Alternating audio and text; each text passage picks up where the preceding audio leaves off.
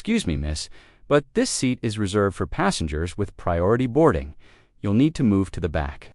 The flight attendant's voice, sharp and laced with unearned superiority, cut through the low hum of the boarding cabin. Sharma, dressed in comfortable, unassuming jeans and a faded university hoodie, looked up.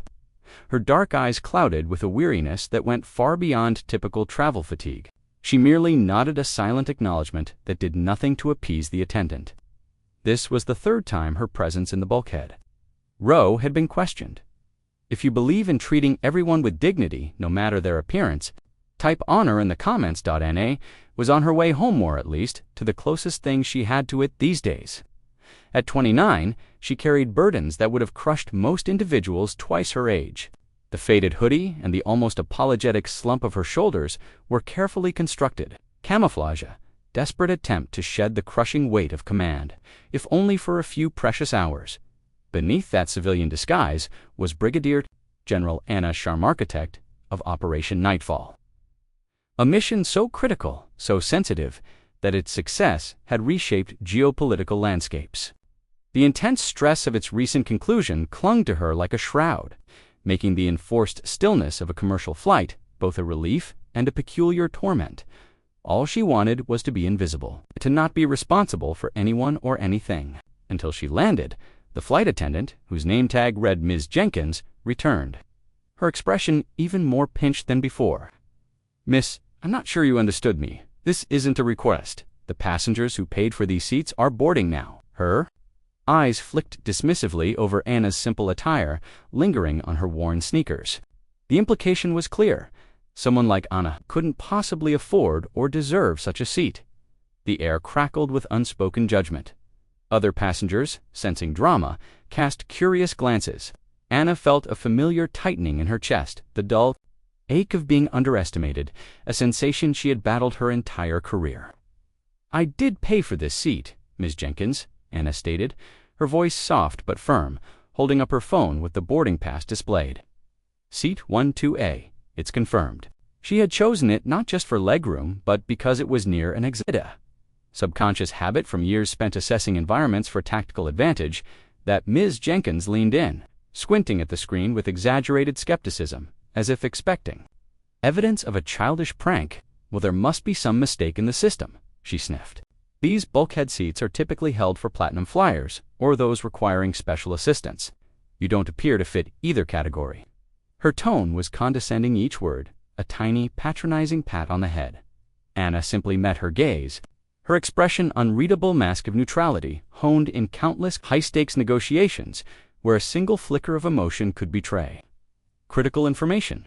The quiet dignity she projected seemed to infuriate Ms. Jenkins further, who clearly expected supplication.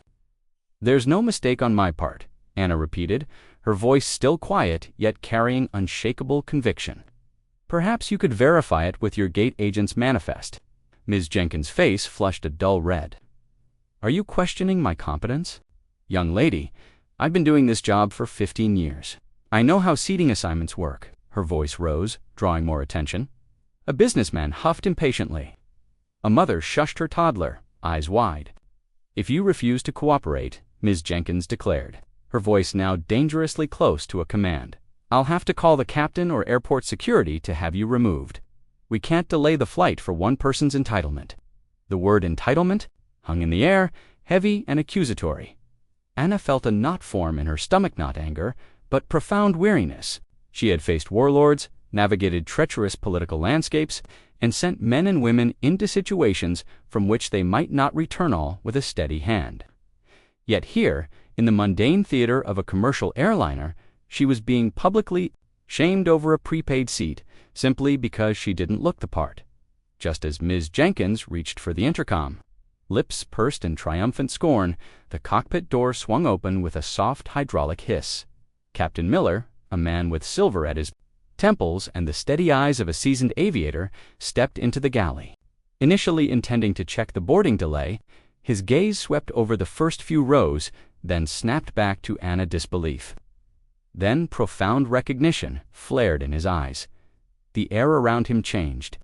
The casual authority of a civilian pilot momentarily overlaid with something far more resonant, He strode past Ms. Jenkins without a glance, his entire focus converging on the young woman in seat 1 to a.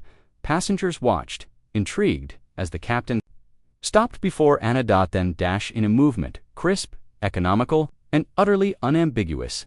Captain Miller drew himself up and raised his right hand in a sharp, impeccable military salute. General Sharma, Mom. His voice resonated through the cabin, thick with respect, bordering on awe. I had no idea you were on this flight. It's an honor, Mom.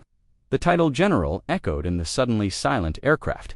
Ms. Jenkins froze mid-reach, her face draining of color. The businessman sat bolt upright, jaw slack.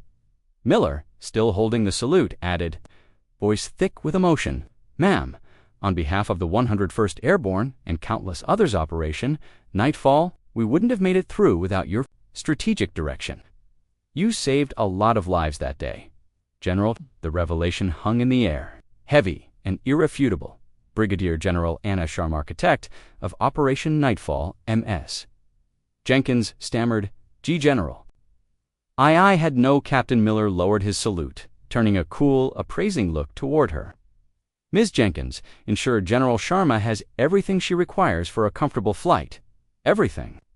He then turned back to Anna, expression softening. Ma'am, please, is there anything at all I can do for you? An upgrade? Anything. Anna offered a small, tired smile. Thank you, Captain. This seat is perfectly fine. I appreciate your concern. The quiet grace with which she handled the moment only amplified her stature. Ms. Jenkins, thoroughly chastened, mumbled incoherent apologies, her earlier condescension replaced by fumbling deference. Other attendants hovered nearby, expressions, a mix of shock and newfound respect. Anna simply nodded, accepting the apology without malispit, without diminishing its gravity. The tension dissipated, replaced by awe.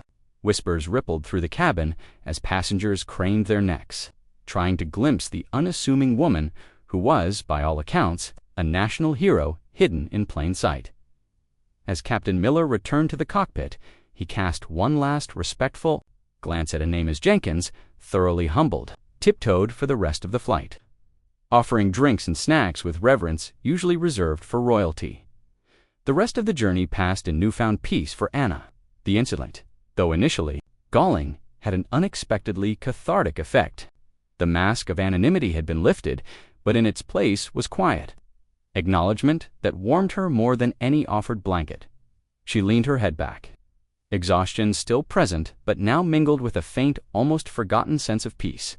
The world outside the window was a blur of clouds, but for the first time in a long time, Anna Sharma felt seen, not for rank or uniform, but for the quiet strength that defined her. The episode served as a stark reminder to everyone on board: true worth is not dictated by outward appearances. Heroes often walk among us unannounced and unassuming. Respect is a currency owed to all, for you never know the battles they've fought or the mountains they've moved.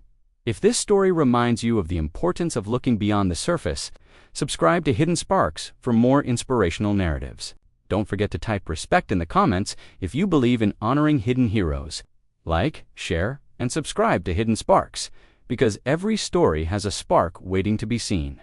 Support Hidden Sparks by sharing this powerful reminder with others.